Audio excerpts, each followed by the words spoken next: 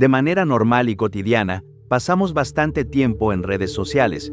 Estas se han convertido en una de nuestras maneras principales de comunicación con otras personas, tanto amigos como desconocidos.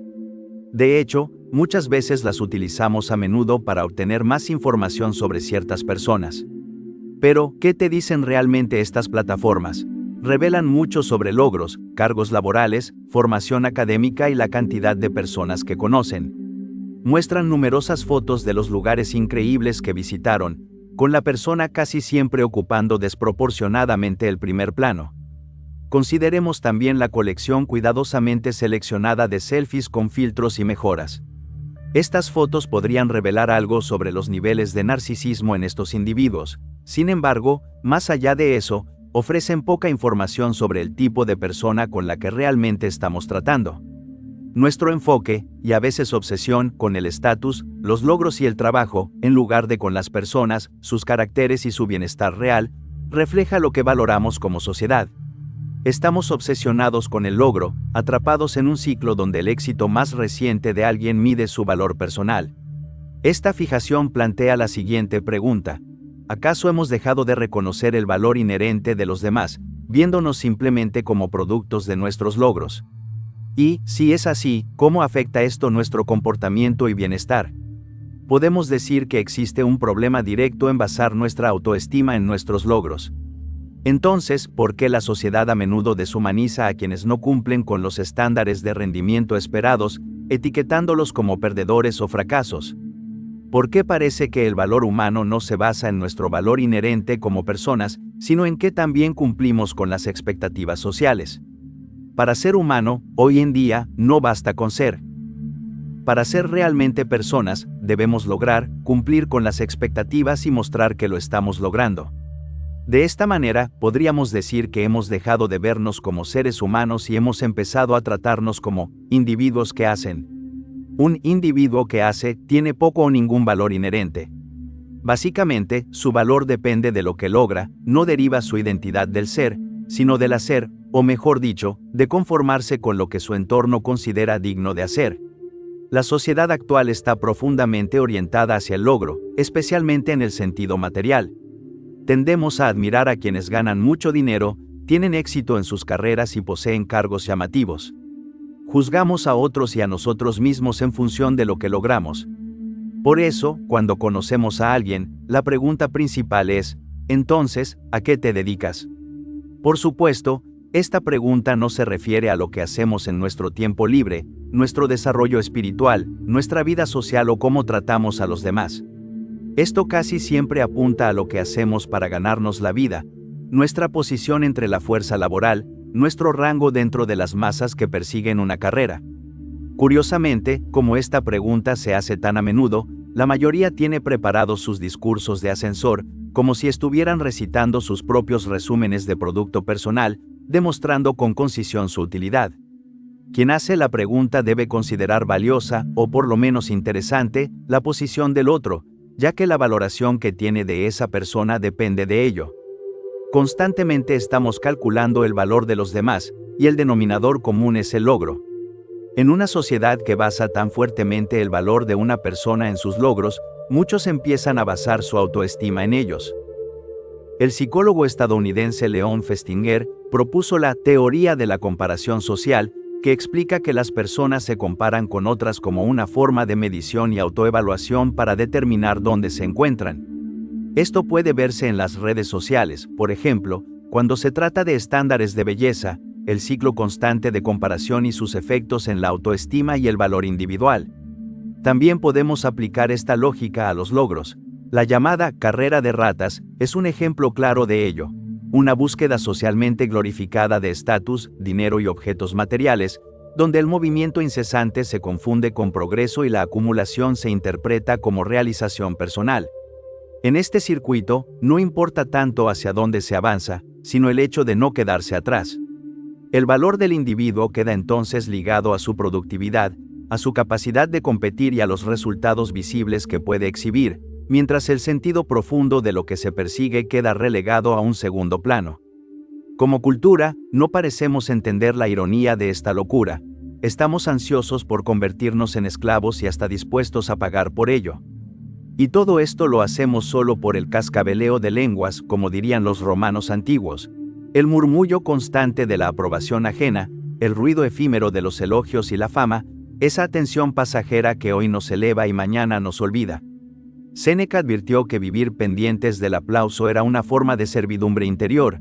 Juvenal ridiculizó el deseo de prestigio como una obsesión vacía sostenida por el rumor, y Tácito mostró cómo la reputación y el comentario público terminan gobernando la conducta humana más que la virtud misma.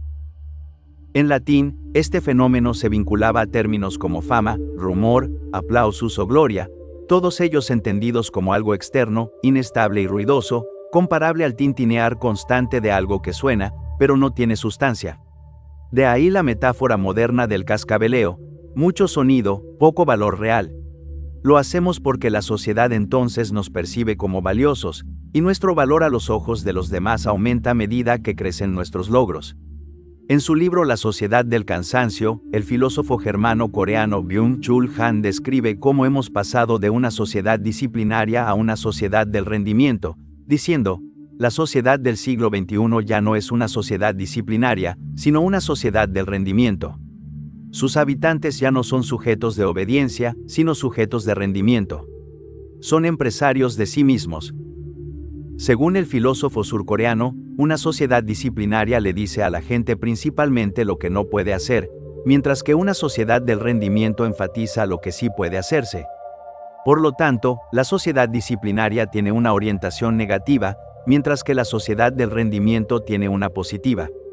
El principio central de esta sociedad se resume en la afirmación, sí podemos. Nos habla de todas las cosas que podemos hacer y lograr, las grandes cosas que podemos llegar a ser, todo lo material que podemos obtener, el estatus al que podemos aspirar y el reconocimiento que podemos recibir por ello.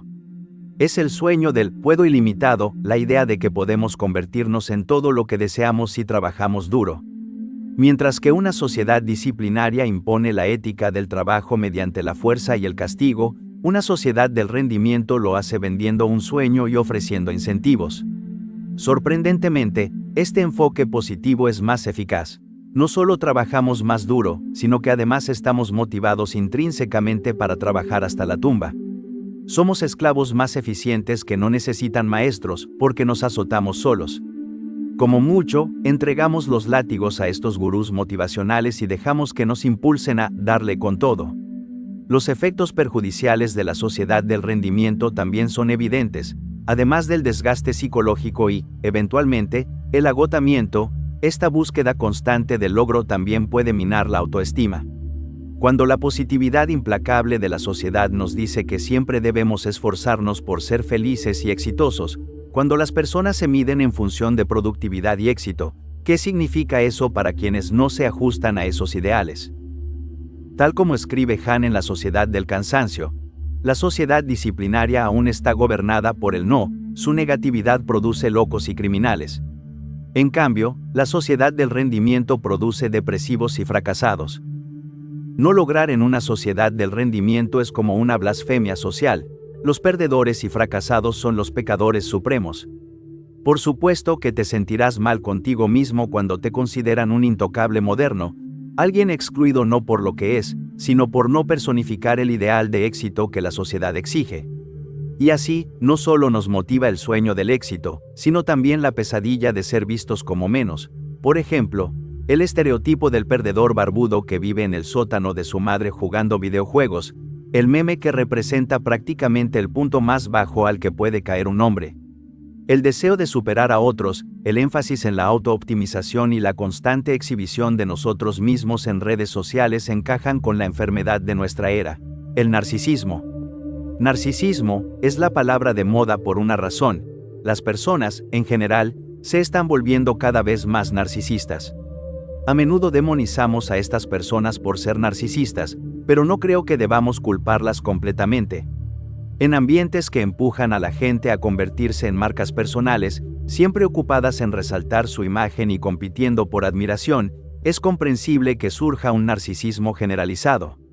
Existe una diferencia fundamental entre las tendencias narcisistas, ampliamente fomentadas por el contexto social actual, y el trastorno de personalidad narcisista, que sí constituye una patología clínica.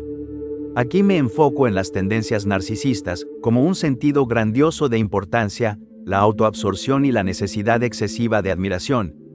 Así que con narcisista me refiero a alguien con estas tendencias. Dicho esto, podemos considerar al narcisista como el héroe último de la sociedad del rendimiento. Después de todo, su yo depende casi por completo de cómo los demás lo perciban en términos de estatus, importancia y valor. Su estimación en los ojos de otros, o por lo menos, cómo cree que otros lo ven, es su sentido del yo. Por lo tanto, la única manera de que este sentido del ser sobreviva es participando por completo en la sociedad del rendimiento. Ser la rata más veloz en la carrera de ratas, eclipsar a todos en belleza, o simplemente, lograr más que cualquiera, en cualquier área elegida. Y no dudan en explotar a otros sin remordimiento, ya que lo único que importa es el objetivo, sin importar los medios. El narcisista vive en una burbuja, es el centro absoluto de su microcosmos y los demás existen principalmente para admirarlo o ser utilizados. Tristemente, nuestra cultura actual apenas penaliza este comportamiento. Por el contrario, tendemos a celebrar al fanfarrón pomposo que carece de moral o a la modelo obsesionada consigo misma que acumula likes y comentarios. Actualmente, ser narcisista paga. Según Han, no es que estos narcisistas hayan creado la sociedad del rendimiento, es la sociedad del rendimiento la que engendra narcisistas, porque recompensa comportamientos que coinciden con rasgos narcisistas. Todo esto puede parecer una descripción contemporánea, propia de las redes sociales o del capitalismo tardío. Sin embargo, esta lógica, el valor del individuo reducido a su función y a su utilidad, ya había sido retratada con una lucidez inquietante a comienzos del siglo XX. De hecho, podemos ir aún más lejos con todo esto. La Metamorfosis es un relato breve publicado en 1915, y es la obra más popular de Kafka. Para resumirla, Gregor Samsa, el protagonista, es un vendedor. Toda su familia depende de su salario, él es el único sostén económico. Su familia está endeudada, su padre sufrió una gran pérdida en su negocio y, durante todo este tiempo, no hace ningún trabajo, solo permanece en casa. Gregor trabaja duro para mantener a la familia. Su madre es físicamente débil, incluso las tareas del hogar son un reto para ella. La hija más joven de la familia tiene solo 17 años y no tiene idea de la verdadera situación económica de la familia. Esa es la premisa. Y entonces, un día, Gregor se despierta y se da cuenta de que todo su cuerpo humano se ha transformado en un enorme insecto. Y ahí empieza la historia. Cuando su familia lo ve en ese estado tan repulsivo, quedan traumatizados. Poco a poco intentan digerirlo, y cuando consiguen aceptar ese nuevo hecho, enfrentan el primer desafío. ¿Cómo se obtendrá el dinero ahora? ¿Cómo va a sobrevivir la familia? El padre, que había dicho que había perdido todo, en realidad había conservado algo de dinero del negocio, y, además, el dinero que Gregor aportaba cada mes no se gastaba por completo, se había ahorrado una cantidad considerable, que incluso había generado buenos intereses. Así que, básicamente, la familia podía sobrevivir 1 o 2 años con ese dinero. Pero incluso en ese estado de insecto, Gregor seguía pensando constantemente en su familia y en cómo mantenerlos. Al saber que aún había algo de dinero, sintió un pequeño alivio. Luego, poco a poco, su padre vuelve a trabajar, su madre comienza a realizar trabajos mientras continúa con las labores del hogar, y la hija menor también empieza a ganar dinero. Mientras tanto, Gregor está confinado por completo a las 4 paredes de su habitación porque su familia no quiere que nadie más sepa que ahí vive un insecto. Tal vez sienten vergüenza o no tienen respuesta para ello. Por lo tanto, Gregor queda totalmente apartado de su familia y de la sociedad. Nadie puede soportar verlo, nadie puede entrar a su habitación para hablarle. Ni siquiera pueden mirarlo directamente, de lo repulsivo que es su estado. Así que queda completamente marginado del mundo exterior y también de su propia familia. Y lentamente la historia continúa, y un día, debido a un arranque de ira del padre, él lanza una manzana contra Gregor. La manzana golpea con mucha fuerza la piel, la parte externa del insecto, y poco a poco esa herida se vuelve muy seria, muy grave, y finalmente Gregor muere. Y la escena final de esta historia es que, por fin, la madre, el padre y la hermana de Gregor quedan libres de esa carga. Están en un tren, viajando hacia una nueva ciudad, y finalmente se dan cuenta de que pueden hablar entre ellos, porque mientras todo esto sucedía habían olvidado cómo conversar.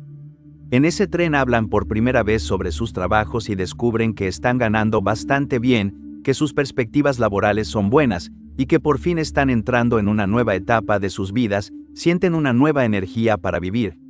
Y así termina la historia. Esta historia muestra un lado bastante oscuro de la naturaleza humana. Los seres humanos vivimos cargados por las expectativas de los demás. Gregor lo sacrifica todo por su familia, y aun cuando se transforma en insecto, sigue preocupándose por ellos. En nuestras vidas, las expectativas no solo son debes mantener a la familia, también incluyen cómo debes presentarte, cómo debes comportarte, qué debes pensar, qué deberías hacer con tu vida. Nuestro rol está determinado por nuestra familia, incluso desde el vientre materno. La religión que se nos asigna, el nombre que recibimos, el lugar que debemos ocupar en la familia o en la sociedad. Todo lo determinan otros y estamos constantemente bajo presión para cumplir con esas expectativas. La transformación de Gregor, de cuerpo humano a cuerpo de insecto, es, en realidad, una metáfora. Puede representar muchas situaciones de la vida humana. Por ejemplo, si eres el sostén económico de tu familia y un día sufres un accidente y quedas postrado en cama, tu cuerpo físico se convierte en algo que ya no puede cumplir su rol. Si tu modo de pensar es distinto al de tu familia, o tu apariencia física, o tu estado mental, o tu proceso de pensamiento no coincide con lo que esperan de ti, esta situación refleja la metáfora de la transformación de Gregor. Y en ese momento, al desviarte del rol asignado, la familia o la sociedad te aíslan y te dejan solo. Nadie quiere verte, nadie quiere escucharte. La metamorfosis muestra cómo, en la práctica, el valor de una persona termina siendo medido por el rol que cumple. Vivimos siempre dentro de un contexto social que nos asigna funciones. Si eres un niño, tu rol para tus padres suele estar ligado a sacar buenas notas y comportarte bien. Si estás en la juventud, se espera que produzcas, que ganes dinero, y muchas veces la cantidad que aportas determina tu importancia dentro de la familia. Lo mismo ocurre en la sociedad. Respetamos a alguien por el puesto que ocupa, hablamos con alguien porque puede ayudarnos en una situación concreta. Las relaciones se estructuran en términos de poder y de utilidad. En pocas palabras, tendemos a relacionarnos más de forma utilitarista que humanitaria. No nos relacionamos entre nosotros simplemente por el hecho de ser seres humanos. La humanidad, por sí sola, rara vez basta. La realidad es que lo que importa en la sociedad es cuánto podemos usarnos unos a otros. Algunos podrían pensar que esto es absurdo, que el mundo es amable. Tal vez lo sea para quienes nunca han dejado de cumplir su función. Si nunca has visto este lado del mundo, eres una persona bendecida, y sinceramente deseo que lo sigas siendo. Pero la verdad es esta, tendemos a relacionarnos en función de la utilidad que obtenemos de los demás. Por eso, más que humanitarios, somos profundamente utilitaristas. Y cuando el valor de los otros se mide por su utilidad, inevitablemente aprendemos a medirnos a nosotros mismos de la misma manera. Cuando tu autoestima depende de lo que logras, te sentirás valioso cuando consigues lo que crees que debes conseguir, y sin valor cuando no lo haces. Nos amamos a nosotros mismos en función de nuestro desempeño porque el mundo nos ama según nuestro desempeño. Y así, mantener nuestra autoestima requiere un esfuerzo constante por lograr éxito. Es importante entender que el logro no es malo en sí mismo. De hecho, hoy la humanidad disfruta de muchos de los logros alcanzados en el pasado. Pero la positividad del éxito constante y del logro continuo es solo un lado de la vida. No podemos tener éxito todo el tiempo ni vivir en un estado permanente de logro. Si lo intentamos, tarde o temprano pagaremos el precio. La vida también consiste en fracasar, y básicamente, en todo lo que no implica éxito y logro. Además, en gran medida, el logro y el éxito están fuera de nuestro control, lo que significa que nuestro valor depende en gran parte de circunstancias que no dependen de nosotros. Pero basar nuestra autoestima en circunstancias sobre las cuales tenemos tan poco control nos coloca en una posición poco confiable. Después de todo, mientras las circunstancias nos permitan alcanzar los estándares sociales y las personas reconozcan nuestros logros, nos sentimos bien con nosotros mismos. Pero si no podemos cumplir, por razones que están fuera de nuestro control, las personas nos verán como perdedores de todos modos y nuestra autoestima también se irá por el desagüe. Pero, ¿qué es el valor después de todo? ¿Acaso el valor de alguien o de algo no es subjetivo? El valor de alguien o de algo es, en gran medida, subjetivo. Consideramos valioso aquello que estimamos como tal. Por eso, no resulta fácil dejar de perseguir lo que la sociedad demanda, y mucho menos lidiar con las consecuencias de hacerlo. Sin embargo, generar la autoestima a partir de algo más estable y accesible sería, sin duda, más saludable y más sólido. Un sentido de valor inherente, basado en el simple hecho de ser seres humanos, y no únicamente individuos que hacen, ofrecería una base menos frágil. Una autoestima construida en torno a aquello que nosotros mismos consideramos importante en la vida, y no en lo que otros imponen, permitiría encontrar satisfacción en fuentes distintas al logro externo. Tal como aprendemos de Erich Fromm, si soy lo que tengo y pierdo lo que tengo, ¿quién soy entonces?